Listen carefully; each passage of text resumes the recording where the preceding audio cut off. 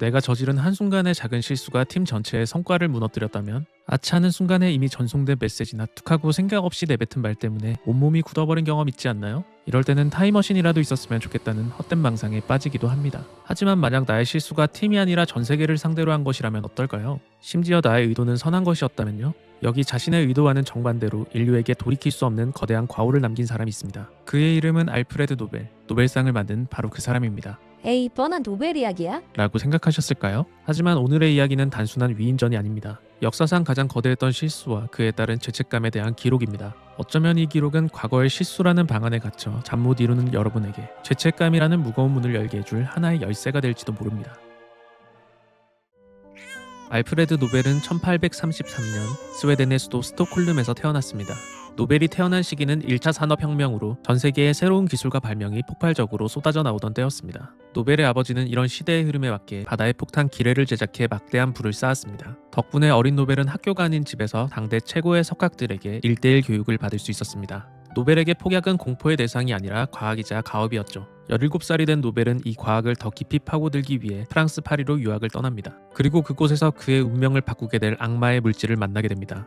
니트로글리세린입니다. 니트로글리세린은 기존의 흑색 화약보다 수십 배 강력했지만 너무나도 불안정했기 때문에 아주 작은 충격에도 폭발하기 일쑤였습니다. 수십 배나 강력한 폭발물이 쉽게 폭발하기까지 한다니 얼마나 위험한 물질이었겠어요. 이런 위험성 때문에 니트로글리세린을 발견한 화학자조차도 이건 재앙이라며 사용을 포기할 정도였습니다. 하지만 이 악마의 물질에서 인류의 발전이라는 가능성을 본 유일한 청년이 있었습니다. 바로 노벨이었습니다. 십수년의 공부를 마친 노벨은 집으로 돌아오자마자 아버지와 남동생 에밀과 함께 곧바로 연구에 몰두합니다. 이 힘을 통제할 수만 있다면 인류는 더 빠르게 발전할 거야. 하지만 악마의 물질은 노벨이 그 힘을 통제하려고 하자 가장 먼저 그에게 재앙을 선물했습니다. 1864년 노벨의 실험실에서 끔찍한 사고가 일어났습니다. 이 사고로 노벨의 동료 5명이 그 자리에서 목숨을 잃었습니다. 사망자 중에는 노벨의 동생 에밀도 있었습니다. 비극은 연달아 찾아왔습니다. 노벨의 아버지가 막내 아들을 잃은 충격에 뇌졸중으로 쓰러지고 만 것입니다. 한순간의 사고가 노벨의 가족을 송두리째 무너뜨렸습니다. 설상가상으로 스웨덴 당국은 이 미친 짓을 당장 멈추라며 스톡홀름 시내에서의 모든 실험을 금지시켰습니다.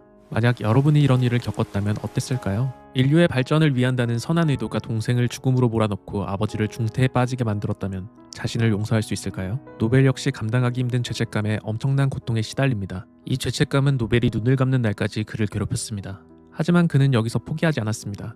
여기서 멈추면 내 동생 에메가 동료들의 죽음은 그저 끔찍하고 무의미한 사고로 끝난다. 하지만 내가 만약 이것을 안전하게 통제하는 데 성공한다면 더 이상의 끔찍한 희생을 받고 인류의 발전에 기여할 수 있다. 이것이 그가 지옥같은 죄책감 속에서 내린 단 하나의 결론이었습니다. 그러나 노벨의 결심과 달리 그가 마주한 현실은 처참했습니다. 그의 실험실은 이미 잿더미가 되었고 동생과 동료들도 세상을 떠난 뒤였습니다. 게다가 대중과 언론은 노벨을 미친 과학자 취급했습니다. 그리고 무엇보다 스톡홀름시의 실험 금지령이 그의 앞을 완전히 가로막았습니다. 모든 문이 닫힌 것 같던 바로 그 순간 노벨은 실험 금지령의 문장 자체를 집요하게 파고들기 시작합니다. 스톡홀름 시내 안에서의 실험을 금지한다. 시내 안에서.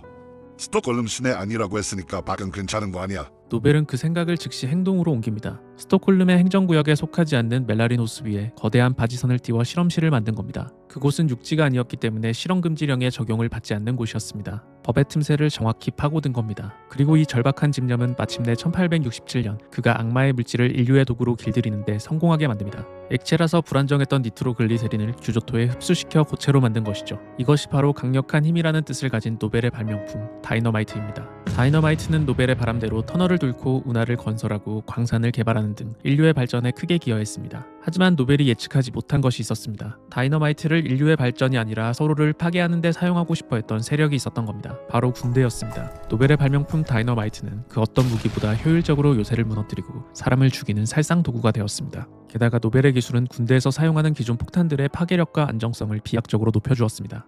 인류의 발전을 위해 만든 발명품이 인류의 파괴를 통해 돈을 버는 아이러니가 시작된 겁니다. 이 끔찍한 아이러니 앞에서 노벨이 선택한 것은 후회와 참회가 아니라 자기 합리화였습니다. 내 발명품이 전쟁을 너무나도 파괴적으로 만들었기 때문에 그 공포 때문에라도 전 세계의 나라들은 감히 전쟁을 시작조차 하지 못할 거야. 하지만 그것은 자신을 속이는 치명적인 오판이었습니다. 인간은 그 공포 앞에서 전쟁을 멈춘 것이 아니라 어떻게 하면 더 강력한 무기를 가질까를 경쟁하기 시작했습니다. 전쟁의 위기가 고조될수록 그의 공장은 더 바쁘게 돌아갔습니다. 노벨은 이 끔찍한 모순 위에서 세계적인 부를 쌓아 올렸습니다. 1867년 다이너마이트의 발명 이후 노벨의 화약 공장은 90개로 늘어났고 매일같이 어마무시하게 많은 다이너마이트와 폭약들이 그의 공장에서 쏟아졌습니다. 수많은 폭약들로도 전쟁이 멈추지 않자 노벨은 더 강력한 폭탄을 만들기도 했습니다. 새로운 폭탄은 전과 비교되지 않을 정도로 정교하고 강력했습니다. 어느새 노벨의 발명품은 사람을 해치는데 더 많은 기여를 하고 있었습니다. 그리고 1888년 노벨을 충격에 빠뜨릴 만한 한 기사가 작성됩니다.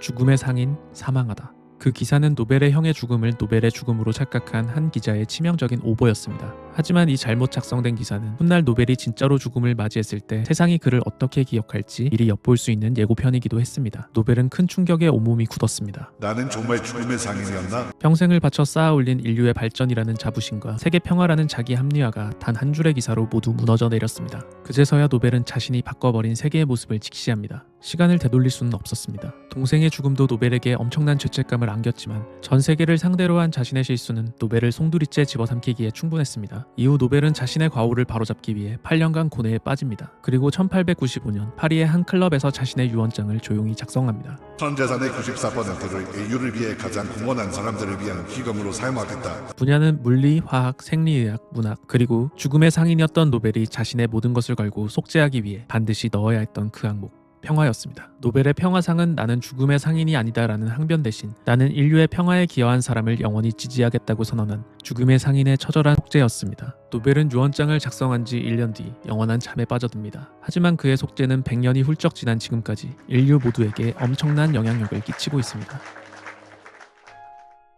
인간은 누구나 크고 작은 실수를 하며 살아갑니다. 안타깝게도 인간은 완벽한 존재가 아니기 때문입니다. 작은 실수들은 어떻게든 수습할 수 있습니다. 하지만 도저히 메울 수 없을 정도의 커다란 실수의 경우는 어떨까요? 저는 알프레드 노벨의 이야기에서 그 답을 찾으려고 합니다. 노벨의 인생에는 그를 평생 동안 죄책감에 짓눌리게 한 두 번의 돌이킬 수 없는 실수가 있었습니다. 한번 상상해보세요. 내 잘못으로 동생이 죽고 아버지가 중태에 빠졌습니다. 그리고 내가 만든 발명품으로 수많은 사람들이 죽음을 맞이하고 세상은 나를 죽음의 상인이라고 부릅니다. 과연 여러분이라면 제정신으로 버틸 수 있을까요? 하지만 노벨은 무너지지 않고 정신을 똑바로 차립니다. 돌이킬 수 없는 과거에 매달리며 후회하는 대신 그 상황에서 본인이 할 수 있는 일에 집중했던 것이죠. 노벨은 동생의 죽음이라는 첫 번째 죄책감을 또 다른 희생을 맡겠다는 사명감으로 바꿨습니다. 이 사명감 때문에 다이너마이트는 인류의 발전에 많은 기여를 할 수 있었죠. 두 번째 죄책감 죽음의 상인의 경우도 마찬가지입니다. 노벨은 바꿀 수 없는 과거 대신 미래를 바꾸기로 결심했습니다. 100년이 지난 지금 노벨상은 그야말로 인류 지성과 헌신의 정점이자 가장 숭고한 영예의 상징이 되었습니다. 노벨이 그 상을 만듦으로 인해서 인류 발전을 위해 기여하는 사람들이 보상받고 세상에 알려지게 되었습니다. 그리고 그렇게 알려진 그들의 업적은 많은 사람들에게 깊은 울림을 주며 선한 영향력의 선순환을 만들어내고 있습니다.